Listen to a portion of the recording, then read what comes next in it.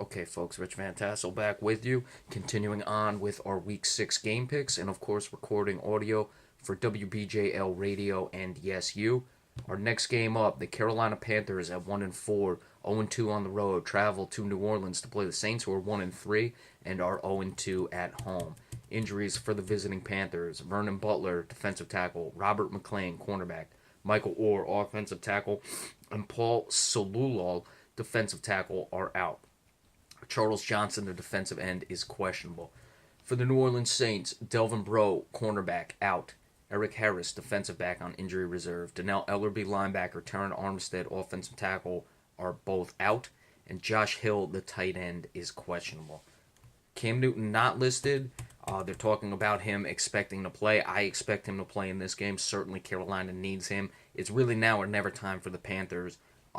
At 1 and 5, it's very unlikely a team can respond from that. At 1 and 4, you have a hard enough time as is. But the way the Atlanta Falcons are playing at top of the division, certainly Carolina has to start making things happen and making things happen right now. And the division game will give them a division win should they be able to get this one. Same thing applies for New Orleans as well. However, I just didn't have many expectations for the New Orleans Saints this season. So that's why it's much more important for the Carolina Panthers, who had championship aspirations this year. As far as what the Panthers need to do, they have to start establishing their run again. They've certainly struggled without Jonathan Stewart. Fozzie Whitaker is their top rusher this far this season, doesn't even have 200 yards yet. Cameron Artis-Payne has struggled as well. So with Cam Newton, if he's playing and injured, you have to wonder how much he's going to be able to run the ball. And that's certainly what Carolina does on the offensive side of things. They have the big receivers in Kelvin Benjamin and Devin Funchess, but if they're not able to run the ball, it really does not allow their pass game to open up. And Greg Olsen is their top receiver to begin with, and expect him to get a bulk of the catches as well. The secondary for Carolina has not been great either since letting Josh Norman go to the Washington Redskins. So we'll see if New Orleans can attack that. We certainly know with Drew Brees, they have the capability to throw the ball downfield. Drew Brees quietly is still putting together a good season this year. On less than 200 passes, he only has 60 incompletions. He has almost 1,300 yards and only 3 interceptions thus far this year. So he's certainly getting the job done. It's just New Orleans defensively is where the struggles come. I have to pick Carolina in this game because they need the win, frankly, and New Orleans is not that good of a team.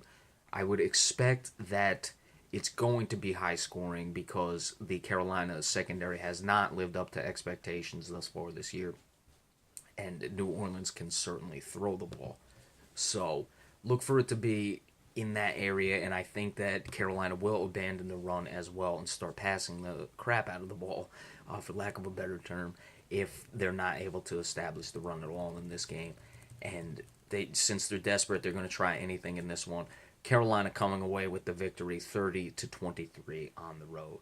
Jacksonville Jaguars traveling to Chicago to play the Bears. Jaguars 1 and 3, Chicago 1 and 4. Injuries for the visiting Jaguars, all listed as questionable.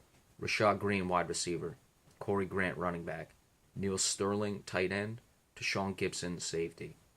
For the Chicago Bears, Zach Miller, tight end; Bobby Massey, offensive tackle; Kyle Long, guard, are all questionable. DeAndre Hall, a defensive back, is out, and Eddie Goldman, the defensive lineman, is doubtful. I'm expecting Brian Hoyer to still start, of course, because of Jay Cutler's inconsistencies and injuries.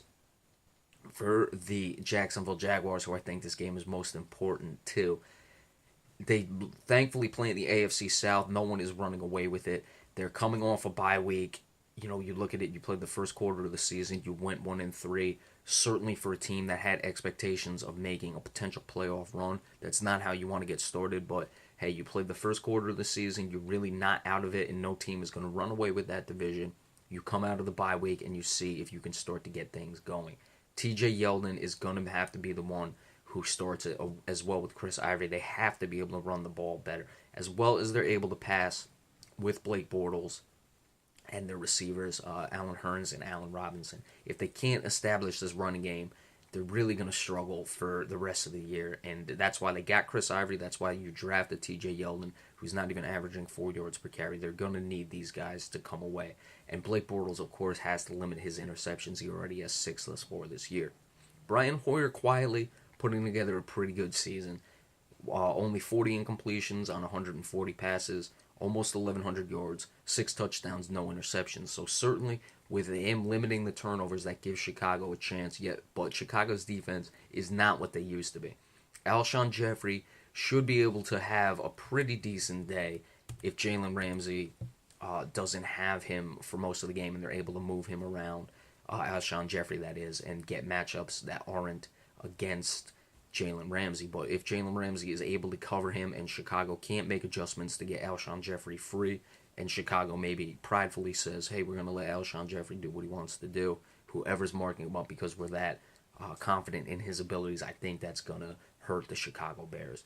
Jacksonville going on the road. They've already played 3 home games to only 1 road game. They didn't win it.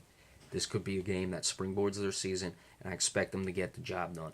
Chicago's run defense is not good. I'd like to see Jacksonville establish the run game early, which I think they will do.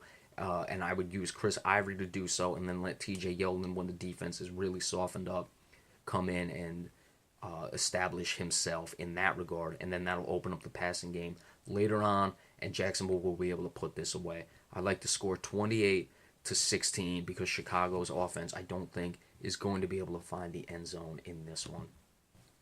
The Los Angeles Rams at 3-2, traveling to Detroit to play the Lions, who are 2-3. The injuries for the visiting Rams: one out, Tremaine Johnson, cornerback. The rest are questionable.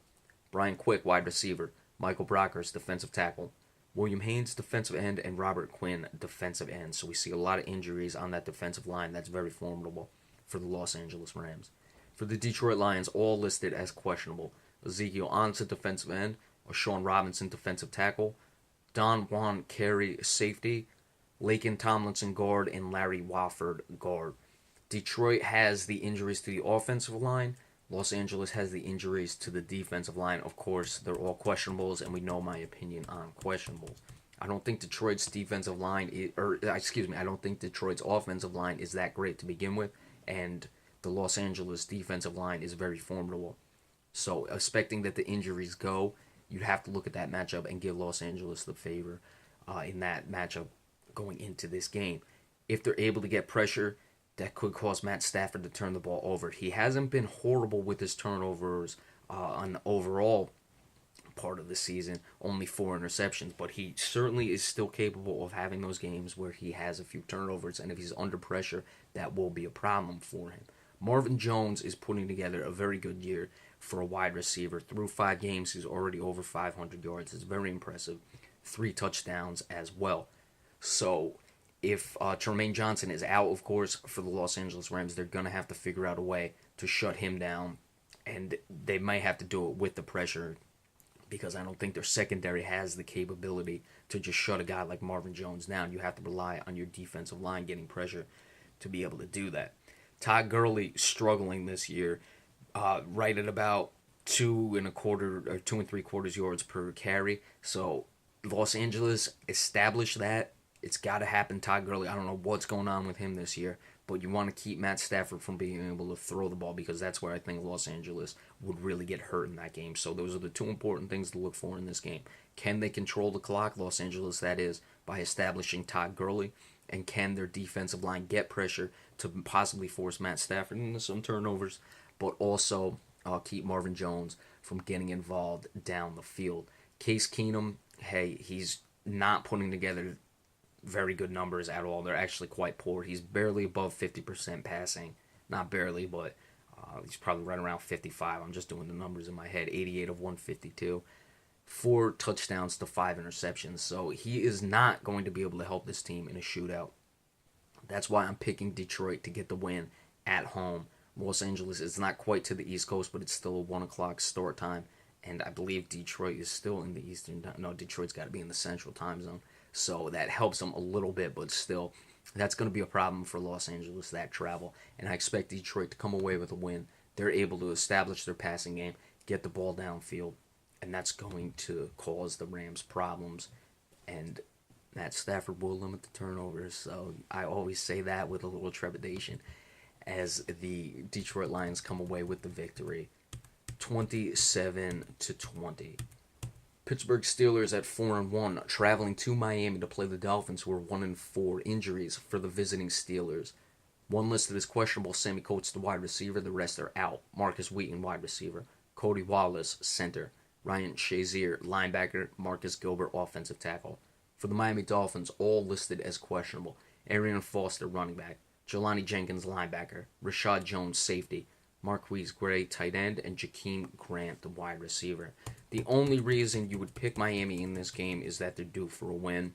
So that's always a possibility just by the laws of numbers. So you have to look out for that in this one. But taking that aside, I see no reason the Pittsburgh Steelers have any trouble in this game. Antonio Brown, his numbers aren't just eye-popping like they were last year, but still very good. 37 receptions, 447 yards, and already 5 touchdowns thus far this season. And with Miami's secondary not being that good at all, expect that they will have to double-team Antonio Brown. Now you have, who was it? Marcus Wheaton, who was out. Sammy Coates is questionable. So if those injuries work in Miami's favor, that'll certainly allow them to, help out on Antonio Brown. So look for Jesse James to have a big game, and an even bigger game if those injuries, especially Sammy Coates, is not able to go. Ryan Tannehill not getting the job done. His completion percentage is really not bad at all, but 7 interceptions, and he's just not consistent enough. He'll probably try to keep up in a shootout, which I would expect this game to be, at least in some sense, because I don't expect Miami to put up the points. I expect they will try to throw the ball a lot. But look for turnovers from Ryan Tannehill and Antonio Brown to have a big game. I like 34-17 and a pretty substantial victory for the Pittsburgh Steelers over the Miami Dolphins. All right, the Cincinnati Bengals at 2-3, traveling to New England to play the Patriots, who are 4-1. Injuries for the visiting Bengals, only one. Tyler Eifert, the tight end, is out. For the New England Patriots, all questionables: Brandon Bolden, running back. Martellus Bennett, tight end. Julian Edelman, wide receiver. LeGarrette Blount, running back. Malcolm Mitchell, wide receiver. The defensive line gives Cincinnati a chance in this game. That's really one of the few ways you can handle a Tom Brady-led offense, is you have to be able to get pressure on him. Of course, he'll like to get the ball out of his hands quickly in the short passing game, so that's something that New England will be doing more than even usual in this game. At least I would expect them to, assuming Cincinnati can get the pressure. Who knows? New England may throw a wrinkle in and cause some problems in that regard for the Cincinnati defensive line. Maybe keep them off balance early on in this game. Andy Dalton, he's not found the end zone enough this year. A.J. Green, only 2 touchdowns. A.J. Green only has 5 touchdowns thus far this season. So that's something we'll have to keep an eye on. Will Cincinnati try to open up the playbook early and go downfield? Jeremy Hill under 4 yards per carry. LeGarrette Blount is under 4 yards per carry as well, but Blount does have 5 touchdowns, and he's not getting that many carries. So he's still putting up pretty good yards for a guy who only has just over 100 carries thus far this season. Jeremy Hill, of course, only has 62 carries, but it's a much more balanced running game for the Cincinnati Bengals because they have Giovanni Bernard as well. Cincinnati really needs this one. I'm inclined to go with them because, Tom Brady came back, was able to have basically his preseason game against the Cleveland Browns. Yes, I did say it. Disrespect intended to the Cleveland Browns there. So we'll have to see if Tom Brady can carry that momentum. But I think Cincinnati is going to find a way to get pressure. They're going to really open up the playbook and try to attack the New England secondary early. If there's any weak spots on this New England team, it would be their secondary. And I see that happening in this game.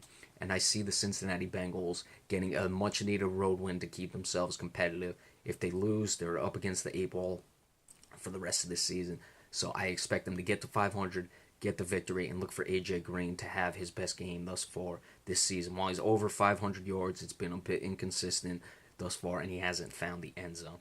I like the Cincinnati Bengals